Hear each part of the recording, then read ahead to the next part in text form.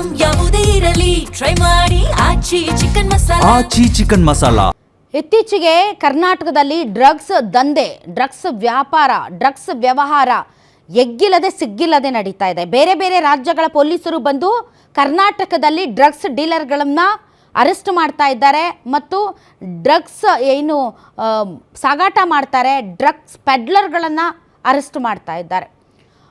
ಮೊದಲಿಗೆಲ್ಲ ಬೇರೆ ದೇಶದಿಂದ ಬಂದಂತಹ ಪ್ರಜೆಗಳು ಈ ರೀತಿಯಾದಂತಹ ಕೆಲಸಗಳನ್ನು ಮಾಡ್ತಾ ಇದ್ರು. ಆದರೆ ಈ ಡ್ರಗ್ಸ್ ಮಾಫಿಯಾ ಅನ್ನೋದು ಕರ್ನಾಟಕದಲ್ಲಿ ಎಷ್ಟರ ಮಟ್ಟಿಗೆ ಒಳ ಹೊಕ್ಕಿ ಹೋಗಿದೆ ಅಂತಂದರೆ, ನೀವು ನಂಬ್ತಿರೋ ಬಿಡ್ತಿರೋ, ದಾಂಡೇಲಿ ಅನ್ನುವಂಥ ಕಾಡಿನ ಒಳಗಡೆನೂ ಕೂಡ ಡ್ರಗ್ಸ್ ಪೆಡ್ಲರ್ಗಳನ್ನು ಮಹಾರಾಷ್ಟ್ರ ಪೊಲೀಸರು ಬಂದು ಅರೆಸ್ಟ್ ಮಾಡ್ಕೊಂಡು ಹೋಗಿದ್ದಾರೆ. ಅಷ್ಟರ ಮಟ್ಟಿಗೆ ಡ್ರಗ್ಸ್ ಅನ್ನೋದು ಕರ್ನಾಟಕದಲ್ಲಿ ಅವ್ಯಾಹತವಾಗಿ ನಡೀತಾ ಇದೆ. ಈ ಡ್ರಗ್ಸ್ ಮಾಫಿಯಾನ ನಾವು ಈಗಲೇ ಅದಕ್ಕೆ ಕಡಿವಾಣ ಹಾಕದೇ ಇದ್ದರೆ ಇನ್ನೊಂದು ಉಡ್ತಾ ಪಂಜಾಬ್ ಆಗುತ್ತೆ ಕರ್ನಾಟಕ, ಇನ್ನೊಂದು ಉಡ್ತಾ ಪಂಜಾಬ್ ಆಗುತ್ತೆ. ಸೊ ಪೊಲೀಸರು ಈ ನಿಟ್ಟಿನಲ್ಲಿ ಈಗಾಗಲೇ ಕಾರ್ಯೋನ್ಮುಖರಾಗಿದ್ದಾರೆ. ಬಟ್ ರೂಟಿಂದ ಕಿಕ್ಔಟ್ ಮಾಡಬೇಕು ಅಂತಂದರೆ ತುಂಬ ತುಂಬ ತುಂಬ ತುಂಬ ಗಟ್ಟಿಯಾಗಿ ಇದ್ರ ವಿರುದ್ಧ ನಿಂತ್ಕೊಳ್ಬೇಕಾಗತ್ತೆ. ಇವತ್ತು ಕೂಡ ಮೈಸೂರಿನಲ್ಲಿ 25 kgಗೂ ಹೆಚ್ಚು ಸಿಂಥೆಟಿಕ್ ಡ್ರಗ್ಸ್ ಸೀಸ್ ಮಾಡಲಾಗಿದೆ. ಹುಣಸೂರಿನ ದಾಸನಪುರ ರತ್ನಪುರಿ ಮಾರ್ಗದ ತೋಟದಲ್ಲಿ ಪತ್ತೆಯಾಗಿದೆ.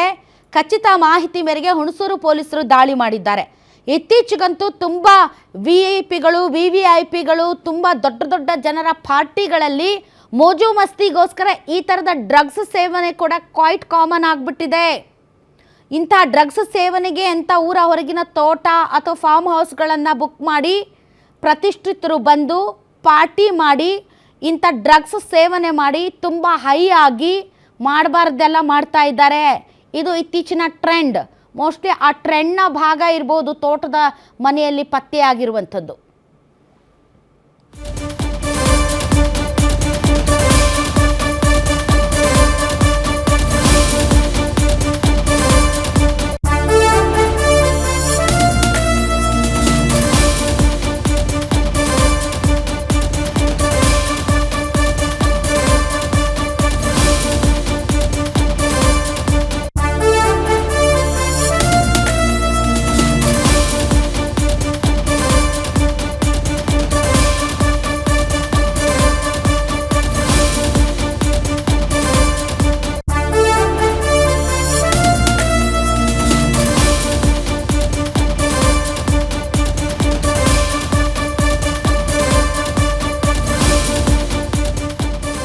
ಖಚಿತ ಮಾಹಿತಿಯ ಮೇರೆಗೆ ಹುಣಸೂರಿನಲ್ಲಿ ಡ್ರಗ್ಸ್ ಸೀಸ್ ಮಾಡಲಾಗಿದೆ.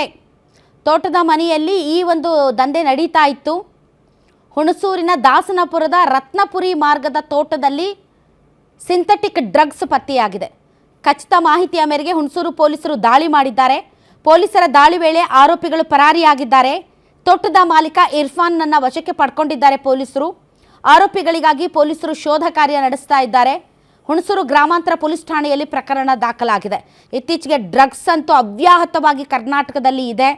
ದೊಡ್ಡ ದೊಡ್ಡವರ ಮೋಜು ಮಸ್ತಿ ಪಾರ್ಟಿಗಳಿಗೆ ಈ ಥರದ ಡ್ರಗ್ಸ್ ಸಪ್ಲೈ ಆಗೋದು ಮತ್ತು ಈ ಡ್ರಗ್ಸ್ಗಳನ್ನು ಸೇವಿಸಿ ತುಂಬ ಹೈ ಆಗೋದು ಕಾಮನ್ ಆಗ್ತಾ ಇದೆ. ಅಷ್ಟೇ ಅಲ್ಲ, ಡ್ರಗ್ಸ್ ಪೆಡ್ಲರ್ಗಳು ಮತ್ತು ಡ್ರಗ್ಸ್ ವ್ಯವಹಾರ ಕೂಡ ತುಂಬ ಜಾಸ್ತಿ ಆಗ್ತಾ ಇದೆ. ಇದೇ ರೀತಿ ಮುಂದುವರೆದ್ರೆ ನಾನು ಆಗಲೇ ಹೇಳಿದ ಹಾಗೆ ಕರ್ನಾಟಕ ಇನ್ನೊಂದು ಉಡ್ತಾ ಪಂಜಾಬ್ ಆಗುವಂತಹ ಸಾಧ್ಯತೆ ಇದೆ. ಈ ನಿಟ್ಟಿನಲ್ಲಿ ಪೊಲೀಸ್ ಇಲಾಖೆ ಮತ್ತು ಗೃಹ ಇಲಾಖೆ ಎಚ್ಚೆತ್ತುಕೊಳ್ಳಬೇಕು. ಮತ್ತು ಇದು ಕೇವಲ ದೊಡ್ಡ ದೊಡ್ಡ ಸಿಟಿಗಳಲ್ಲಿ ಮಾತ್ರ ಇಲ್ಲ, ಸಣ್ಣ ಪುಟ್ಟ ಹಳ್ಳಿಗಳಲ್ಲೂ ಕೂಡ ಇದು ತುಂಬ ಒಳ ಹೊಕ್ಕಿಬಿಟ್ಟಿದೆ. ಸಾಮ್ರಾಜ್ಯ ದೊಡ್ಡದಾಗ್ತಾ ಇದೆ. ಇನ್ನು ದೊಡ್ಡದಾದರೆ ನೀವು ಎಲ್ಲಿ ಹೊಕ್ಕಿದ್ರೂ ಅವ್ರು ನಿಮಗೆ ಸಿಗಲ್ಲ.